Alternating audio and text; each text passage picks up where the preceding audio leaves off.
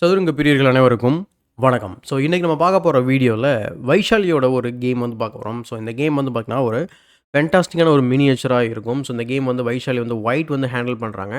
But opponent வந்து பார்த்தீங்கன்னா கூச்சி அப்படின்னு சொல்லிட்டு ஒரு இன்டர்நேஷ்னல் மாஸ்டர் பிளாக் பீசஸ் வந்து ஹேண்டில் பண்ணுறாங்க. இது ஃபிடே கிராண்ட் ஸ்விஸ்ஸில் 7th ரவுண்ட்லேருந்து நம்ம வந்து பார்க்க போகிறோம். இந்த சுற்றில் இந்த கேமை பார்க்கறதுக்கு முன்னாடி ஒரு ரெக்வஸ்ட் என்ன அப்படின்னு சொல்லி நீங்கள் சப்ஸ்கிரைப் பண்ணாமல் வீடியோஸ்லாம் பார்த்துட்ருக்கீங்க அப்படின்னா சப்ஸ்கிரைப் பண்ணிட்டு பெல் பட்டனை ப்ரெஸ் பண்ணி வச்சுக்கோங்க. அதே போல் மறக்காமல் மற்றவங்களை ஷேர் பண்ணிட்டு இந்த வீடியோக்கு ஒரு லைக் போடுங்க. இப்போ இந்த கேமை பார்க்கலாம். இந்த கேமில் வந்து நான் சொன்ன மாதிரி ஒயிட் வந்து ஹேண்டில் பண்ணுறாங்க. ஸோ கேம் வந்து E4 ஸ்டார்ட் பண்ணுறாங்க. ஓப்பனிங் வைஸ் நம்ம இங்கே ஒரு பெட்டர் ஆஃப் டிஃபென்ஸ் பார்க்குறோம். பட் இந்த வேரியேஷன் பெரும்பாலும் நம்ம அதிகமாக பார்த்தது கிடையாது. ஸோ இது வந்து மாடர்ன் அட்டாக்னு சொல்லுவாங்க. ஸோ உடனே D4 போடுறாங்க. ஏன்னா இம்பேலன்ஸ் கிரியேட் பண்ணணும்னு நினைக்கிறாங்க ஓப்பனிங்கில். என்னன்னா நம்ம வந்து பெட்டர் ஆஃப்ல போகும்போது ரொம்ப ஈக்குவல் வந்து பொசிஷன் வந்து ட்ரையாக ஈக்குவலாக போகுன்றதுனால அவங்க இந்த மாதிரி ட்ரை பண்ணுறாங்கன்னு நினைக்கிறேன். நைட் இன்ட்டு E4 அடிச்சதுக்கப்புறம் அவங்க வந்து டி இன்ட்டு E5 அடித்து ஸ்பேஸ் கெயின் பண்ணுறாங்க. பின்ன அதுக்கப்புறம் D5. இந்த ஆம்பசான் மூலயமா இந்த பானை வெட்டுறதுனால எந்த ஒரு பிரயோஜனமும் இருக்காது. உங்களுக்கு பிளாக்குக்கு வந்து பார்த்திங்கன்னா பீஸை டெவலப் பண்ணுற மாதிரி இருக்கும். ஸோ அதனால் அவங்க நைட் பி D2 டெவலப் பண்ணுறாங்க. அதுக்கு குயின் டு D7. என்னென்னா இப்போ நம்ம வந்து நார்மலாக ஏதாவது டெவலப்பிங் மூவ் பண்ணுறோம், இல்லை நைட்டை டெவலப் பண்ணுறோம் அப்படின்னா அவங்க வெட்டும்போது பானால வெட்டுவாங்க. அதுக்கப்புறம் நம்ம வந்து குயின் ட்ரேட் பண்ணுற மாரி இருக்கும். ஸோ அத அப்படி பண்ணாலும் பரவால்ல. நான் வந்து இங்கே என்னோட பிஷப்பையோ, நைட்டை நான் இங்கே டெவலப் பண்ணிக்கிறேன்னு சொல்லிட்டு அந்த மாரி பண்ணுறாங்க. So bishop D3 threatening to win the pawn. So அதனால knight C5 chasing the bishop. So bishop E2 வருது. பின்ன அதுக்கப்புறம் நைட் E6. நைட் ஏன் வந்து இங்கேருந்து மூவ் பண்ணுறாங்கன்னு அப்படின்ற ஒரு கேள்வி வரும். என்னத்துக்கு இந்த நைட்டை மூவ் பண்ணிக்கிட்டே இருக்காங்க அப்படின்னு கூட நமக்கு தோணலாம். பட் அங்கே அதுக்குள்ளே ஒரு சின்ன ஸ்ட்ராட்டஜிக்கல் ஐடியா இருக்குது. என்னென்னா ஸோ இந்த நைட் வந்து வந்த வேலை முடிஞ்சது. ஸ்பேஸ் கெயின் பண்ணியாச்சு. ஸோ ஓரளவுக்கு ஒரு டீசென்ட்டான ஸ்கொயர் சென்ட்ரலைஸ்டாக இருக்குது. ப்ளஸ் இங்கே சி பானை வந்து பிளாக் பண்ணியிருக்கு. ஸோ பிஷப்புக்கும் வழி விடணும். அதனால தான் இந்த நைட்டை திரும்ப மூவ் பண்ணுற மாதிரி இருக்குது. ஸோ கேன்சல் பண்ணதுக்கப்புறம் அவங்க பிஷப் E7 விளையாடுறாங்க. பின் அதுக்கப்புறம் ரூக் E1. ஸோ அவங்களும் கேன்சல் பண்ணிடுறாங்க. பின் அதுக்கப்புறம் நைட் F1.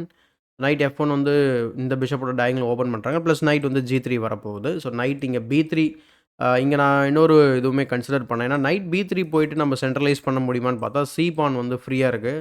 அப்போ என்ன அர்த்தம் அப்படின்னா உடனே நம்ம C5 இன்வைட் பண்ணுற மாதிரி ஆகிடும். ஸோ இந்த மாதிரி. ஸோ அந்த காரணத்தினால நைட் F1, நைட் பான் C5, பிஷப் D3. அதே போல் இந்த பொசிஷனில் பிஷப் D3க்கு அவங்க நைட் C6 விளையாடுறாங்க. நல்ல ஒரு டெவலப்பிங் மூவ்னு சொல்லலாம். C4 ரொம்ப பார்க்குறதுக்கு ரொம்ப பயங்கரமாக இருக்குது. இது விளையாடலாம்னா விளையாடலாம். டெஃபினட்டாக இது விளையாடலாம். So bishop F5, night C6, night G3. பின் அதுக்கப்புறம் இந்த பான் டு B5 வந்து ஓடலாம். ஸோ என்ன நிறைய ஸ்பேஸ் கெயின் பண்ணுற மாதிரி தெரியும் பிளாக்கு. ஆனால் என்னென்னா இந்த டி பானை மட்டும் அவங்க கன்சல்டேட் பண்ணிட்டாங்க அப்படின்னா இது பெரிய ஒரு அட்வான்டேஜாக வரலாம்.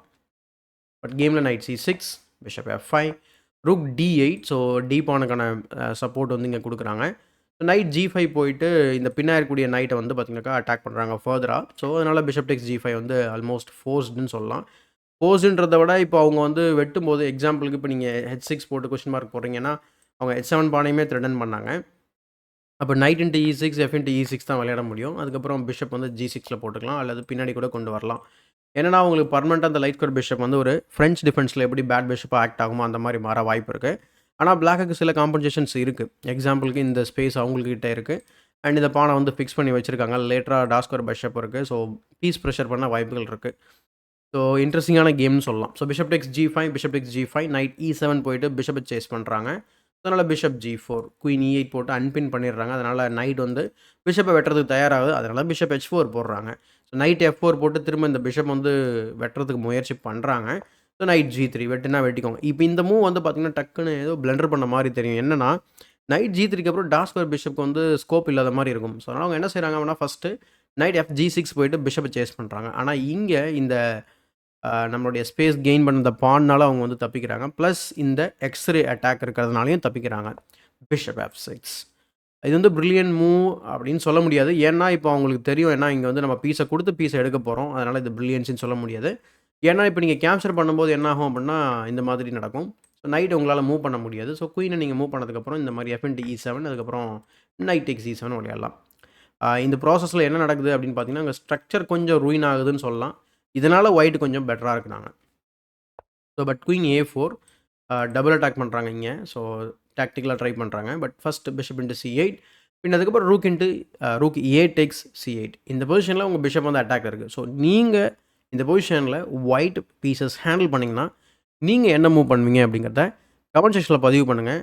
நீங்கள் ரொம்ப பயங்கரமான என்ன சொல்கிறது புத்திசாலியான்னு நான் கேட்க வரல. வேற ஒண்ணு கேட்க வரேன். ஏன்னா, அந்த மாதிரி தான் அந்த வார்த்தை வந்து வரும். பட் நான் என்ன கேட்க வந்தேன் அப்டின்னா, நீங்க ரொம்ப பயங்கரமான ஒரு என்ன சொல்றது? அப்சர்வர். நீங்க எல்லாத்தையுமே கண்டிப்பா நல்லா கவனிப்பீங்க. நம்ம சேனல்ல எல்லாமே நீங்க ப்ராப்பரா பார்க்குறீங்க அப்டின்னா, ஆன்ஸர் கண்டிப்பா பார்த்துருப்பீங்க.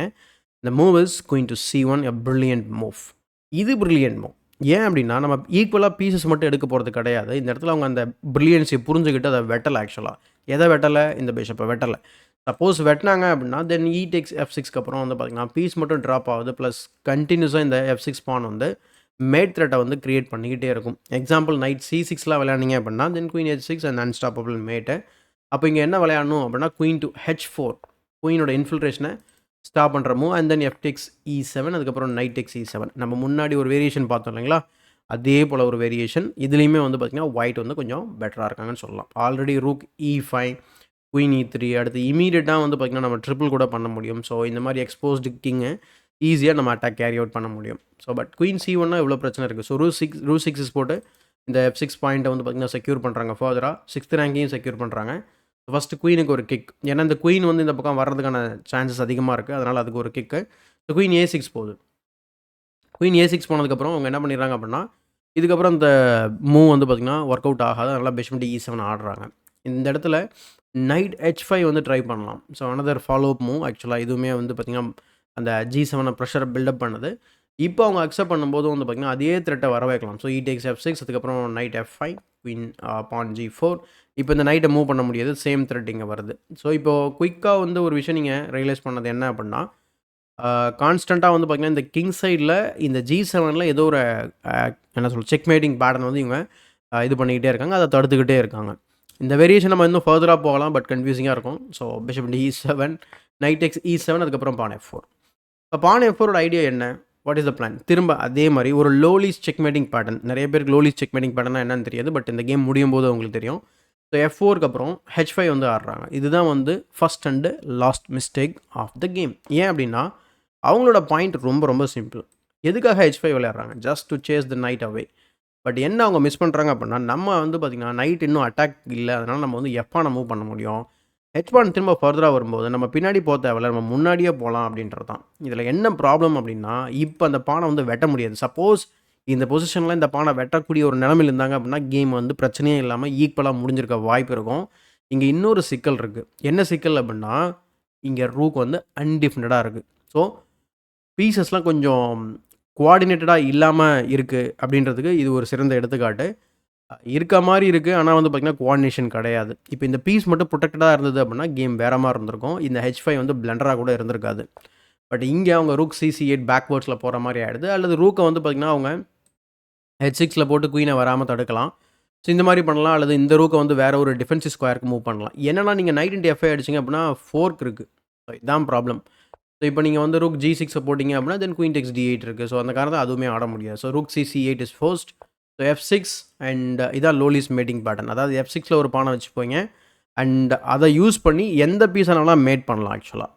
ஸோ நைட் G6 பட் இங்க நம்ம குயின் அண்ட் நைட் வச்சு மேட் பண்ண போறாங்க. சப்போஸ் இங்க கேப்சர் பண்ணாங்க அப்டின்னா, திரும்ப takes F6 and king F8 queen H6 and then rook takes E7 checkmate. Not possible. So knight G6 knight into G7 and then pawn to C4 விளையாடுறாங்க. பின் அதுக்கப்புறம் queen H6 போடுறாங்க. Queen B6 செக்கு. பின் அதுக்கப்புறம் king H1 and then H3. ஒண்ணும் பெரிய threat கிடையாது இது. So and then knight to F5 threatening mate on G7. So இங்க இந்த பொசிஷன்ல கூச்சி வந்து பார்த்தீங்கன்னா, ரிசைன் பண்ணிடுறாங்க. ஏன் ரிசைன் பண்ணணும்? ரொம்ப சிம்பிள். மேட்டின் 1 த்ரெட் இருக்கு. எப்படி நீங்க ஸ்டாப் பண்ணுவீங்க அப்படின்னா, ஸ்டாப்லாம் பண்ண முடியாது. இது வந்து நம்ம செஸ்ல வந்து இன்ஹாபிட்டபிள் அப்படிங்கிற ஒரு வார்த்தைய பயன்படுத்துவோம். அதாவது தடுக்கவே முடியாது அப்படின்றத அப்படி சொல்றாங்க. You can just delay the mate but you cannot stop the மேட்ன்றது தான் அந்த வார்த்தை. ஸோ எக்ஸாம்பிளுக்கு H இன்டு G2 செக் எல்லாமே ஃபோர்ஸ்டு மூவ்ஸ். அதுக்கப்புறம் check, check and then checkmate. So இதுதான் பண்ணுவாங்க. அதனால நைட் F5 வந்து விளையாடுனதுக்கப்புறம் நான் சொன்ன மாரி கூச்சி வந்து ரிசைன் பண்ணிடுறாங்க. ஸோ எக்ஸலன்ட்டான ஒரு வின். ஆக்சுவலா இந்த வின்னோட அவங்க அப்போ தொடர்ந்து ஹாட்ரிக் விக்டரி வந்து பண்ணியிருந்தாங்க. அதில இதுவும் ஒரு வின்னு. ஸோ ஃபேன்டாஸ்டிக்கான கேம். ஐ திங்க் இதுக்கு அப்புறமா இல்ல ஒரு கேம் வந்து லாஸ் ஆயிருப்பாங்க. ஸோ அதனால தான் அவங்க டை பிரேக்குமே வந்து பார்த்தீங்கன்னா, கொஞ்சம் அடி வாங்குச்சு. பட் இருந்தாலும் கடைசியில வந்து திரும்ப நல்லா ஸ்கோர் பண்ணதுனால, அவங்க டை பிரேக்ல வந்து ஃபர்ஸ்ட்ல ஃபினிஷ் பண்ணது உங்களுக்கு எல்லாருக்கும் தெரியும். So that's it. So Vaishali Ramesh Babu வந்து பார்த்திங்கன்னா கேண்டிடேட்ஸ்க்கு தேர்ச்சி பெற்றிருக்கிறாங்க. அண்ட் இன்னொரு விஷயம் என்ன அப்படின்னா, இவங்க 2வது முறையாக ஃபிடே கிராண்ட் ஸ்விஸ் வந்து வின் பண்ணியிருக்காங்க. இது வந்து நார்மலான விஷயமே கிடையாது. ஸோ 24 இயர்ஸில் இருக்கும்போது அவங்க 2023ல வந்து பார்த்திங்கனாக்கா ஏற்கனவே வந்து வின் பண்ணியிருந்தாங்க. ஸோ ஐம் நாட் தெரியல, ஏஜ் மட்டும் கொஞ்சம் நான் செக் பண்ணணும். பட் 2023ல அவங்க தான் வின்னர். அப்போவுமே கேண்டிடேட்ஸ்க்கு தேர்ச்சி பெற்றிருந்தாங்க. இப்போ 2025லையும் வந்து பார்த்திங்கனாக்கா ஃபிடே கிராண்ட் ஸ்விஸை வின் பண்ணி திரும்பவும் கேண்டிடேட்ஸ்க்கு தேர்ச்சி பெற்றிருக்காங்க. ஸோ திரும்ப போகிறாங்க. இது அவங்களோட கிரிட் அப்படிங்கிற ஒரு விஷயத்த சொல்லலாம். அதாவது நம்ம தோல்வி அடைஞ்சாலும் இல்லை வந்து நம்ம கேண்டிடேட்ஸில் போய்ட்டு அவங்களால சக்ஸஸ் ஆக முடியல, அதை சொல்கிறேன். திரும்ப அந்த இடத்துக்கே நம்ம போய் ட்ரை பண்ணக்கூடிய அந்த ஒரு மனநிலைமையை வந்து பார்த்திங்கன்னா கிரிட் அப்படின்னு சொல்லிட்டு ஏஞ்சலா டக்வர்த் அப்படிங்கிற ஆத்தர் வந்து சொல்கிறாங்க. ஸோ இந்த மாதிரி ஒரு மனப்பான்மை இருக்கவங்க கட்டாயமாக வெற்றி அடைவாங்க அப்படிங்கிறதான் விஷயம். ஸோ இந்த முறை கேண்டிடேட்ஸில் அவங்க நல்லா விளையாடினாக்கா வேர்ல்டு டைட்டில் வந்து அடிக்க வாய்ப்புகள் நிறையவே இருக்குது. ஸோ வாழ்த்துக்கள் வைஷாலி.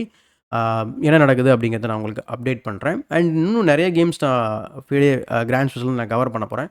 உங்களோட சஜஷன்ஸ் வந்து ரொம்ப முக்கியம். ஸோ அதனால் கமெண்ட் செக்ஷனில் பதிவு பண்ணுங்கள். அண்ட் இந்த வீடியோ பிடிச்சிருந்தா லைக் பண்ணுங்கள், மறக்காமல் மற்றவங்களுக்கு ஷேர் பண்ணுங்கள். இன்னும் நம்ம தமிழ் செஸ் சேனலை சப்ஸ்கிரைப் பண்ணல அப்படின்னா சப்ஸ்கிரைப் பண்ணிட்டு பெல் பட்டனை ப்ரெஸ் பண்ணி வச்சுக்கோங்க.